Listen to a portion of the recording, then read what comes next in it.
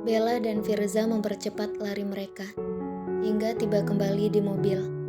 Dengan cepat, kedua orang itu masuk ke mobil dan menguncinya.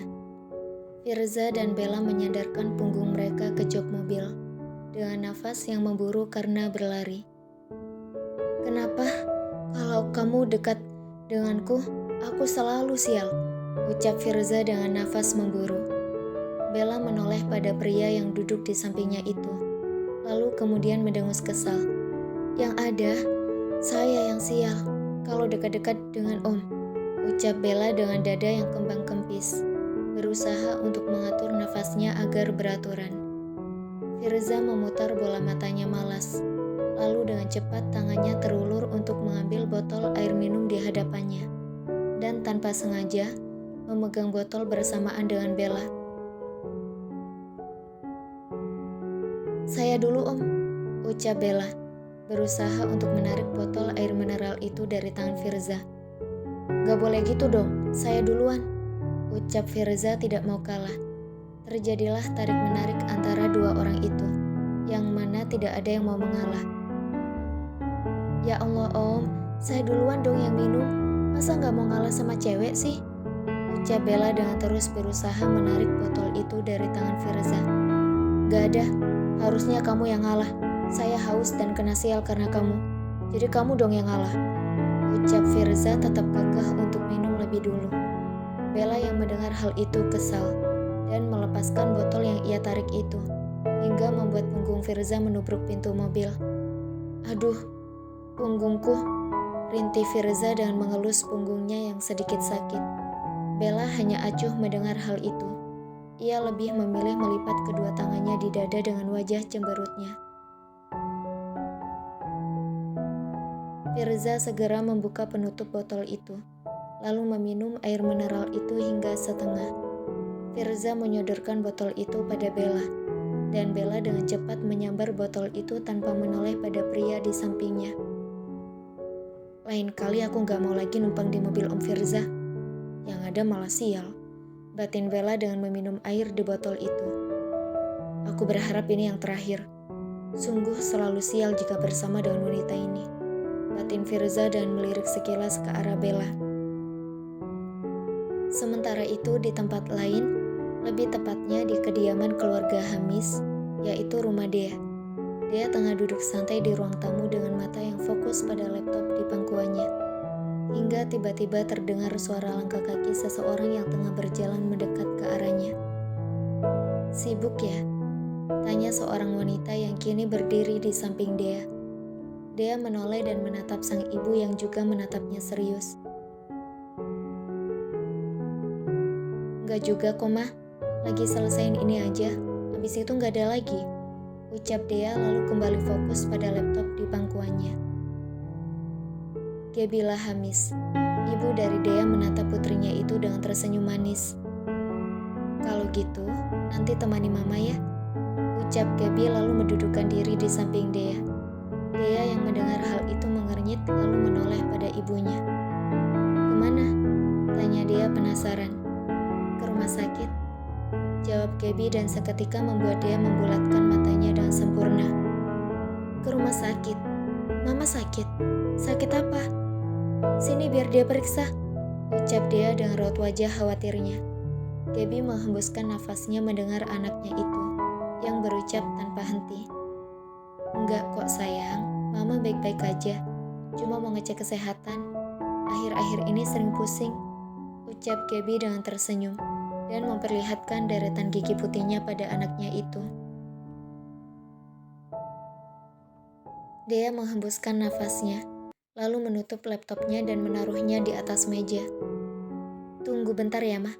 Dea mau ganti baju dulu," ucap Dea lalu bangkit dari duduknya dan berjalan mendekat ke arah tangga untuk naik ke kamarnya di lantai 2.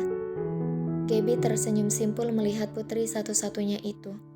Waktu terasa begitu cepat berlalu, hingga Gebi tidak menyadari jika Dea sudah menjadi seorang wanita yang mandiri.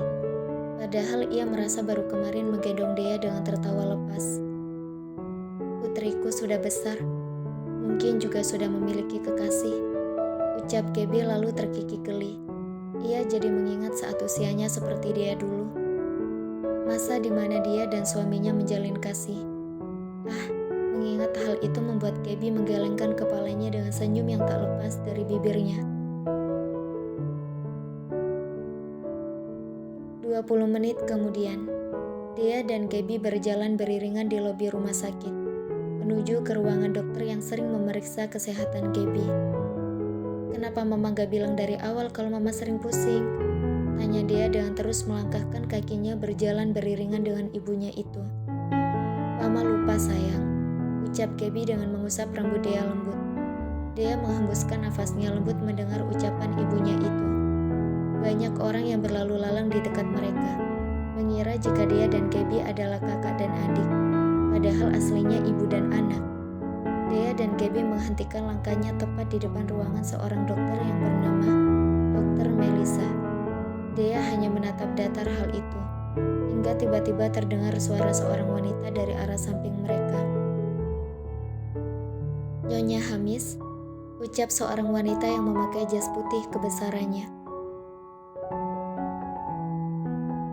Gaby dan Dea menoleh dan seketika mata Dea membulat sempurna, menatap pria yang berdiri di samping dokter wanita itu. "Halo Dokter Melissa." Gavin, kamu bekerja di rumah sakit ini juga?" tanya Gaby pada Gavin, menyadarkan pria itu dari keterkejutannya. Baru saja siang tadi dia melihat dia bersama dengan Adit, keponakan Revan, dan sekarang bertemu lagi, dan itu pun bersama dengan ibunya. "Halo Kak, iya, sudah lama pindah ke rumah sakit ini," jawab Gavin dengan tersenyum manis pada Gaby, kakak dari sahabatnya. Gaby hanya menganggukkan kepalanya mengerti mendengar ucapan sahabat adiknya itu. Jika ditanya, berapa perbedaan usia antara Gavin dan Gaby, mereka berdua hanya selisih 9 tahun, di mana Gaby berusia 40 tahun ini. "Ada yang bisa saya bantu Nyonya Hamis?" tanya dokter wanita itu, yang tidak lain adalah Melissa. Gaby seketika tersadar, lalu menatap Melissa yang juga menatapnya. "Saya ingin mengecek kesehatan. Akhir-akhir ini saya sering pusing," ucap Gaby dengan tersenyum pada Melissa. "Mari masuk ke dalam ruangan saya, Nyonya," ucap Melissa mempersilakan Gaby untuk masuk ke dalam ruangannya. "Mama masuk dulu ya, Dea. Gavin, kalau nggak sibuk, mau ya temani dia sebentar?" ucap Gaby, tersenyum simpul pada Gavin. Gavin menganggukkan kepalanya, dan Gaby pun masuk ke dalam ruangan Melissa. Kemudian pintu ruangan itu pun tertutup. Dia menelan salivannya dengan susah payah. Mendadak ia gugup sendiri. "Kamu tidak mau duduk, Dea?" tanya Gavin yang kini sudah duduk di kursi tunggu di depan ruangan Melissa. Dea tersadar, dan dengan perlahan mendekat ke arah kursi tunggu itu. Dea mendudukkan diri perlahan di samping Gavin. Ia terus-menerus menelan salivannya dengan susah payah. "Ya Allah, kok mendadak gugup gini sih?" batin Dea dengan terus memainkan jari-jarinya sendiri. "Kamu kenal sama Adit, keponakannya Revan?" ucap Gavin tiba-tiba, membuat Dea tersentak dan seketika menatap ke arahnya.